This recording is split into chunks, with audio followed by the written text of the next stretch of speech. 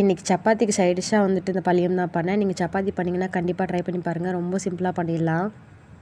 5 உருளைக்கிழங்கு நான் பாதியாக கட் பண்ணி குக்கரில் 2 விசில் போட்டுட்டேன். 2 விசில் இல்லை 1 விசில் கூட போதும் பாதியாக கட் பண்ணுறதால.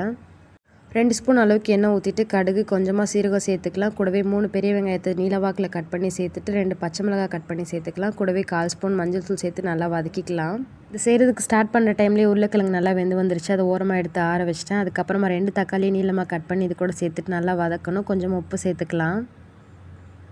தக்காளி ரொம்ப குழஞ்சி வரணும்லாம் அவசியம் இல்லை. ஏன்னா உருளைக்கிழங்கு சேர்த்து வேக வைக்கிறப்போ நல்லாவே மசிஞ்சிரும். ஸோ வந்துட்டு அப்படியே நம்ம பாதியாக வதக்கிட்டு கூட உருளைக்கிழங்கு மசிச்சு இது கூட சேர்த்துக்கலாம். 3 பூண்டு சின்னதாக கட் பண்ணி இது கூட சேர்த்துட்டு உருளைக்கிழங்கு மசிச்சு இது கூட சேர்த்துக்கலாம். இன்னும் கொஞ்சம் ஃப்ளேவராக வேணும்னா கரம் மசாலா கொஞ்சமாக தனி மிளகாத்தூள் சேர்த்துக்கலாம். நான் மசாலா எதுவுமே சேர்த்துக்கல, மிளகா மட்டும்தான் சேர்த்துருக்கேன் காரத்துக்கு.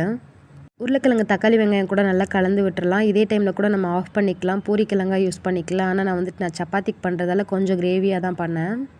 பூரிக்கிழங்கு பண்ணுறீங்கன்னா அவ்வளோதான் ஸ்டெப். கொஞ்சமாக தனி மிளகாத்தூள் கரம் மசாலா சேர்த்துட்டு நல்லா மிக்ஸ் பண்ணிவிட்டு அதுக்கப்புறம் ஆஃப் பண்ணிக்கலாம். நான் இது கூடவே தண்ணி சேர்த்துட்டு நல்லா கொதிக்க விட்டுட்டேன். அப்போ தான் கிரேவி சப்பாத்திக்கு நல்லாயிருக்கும்.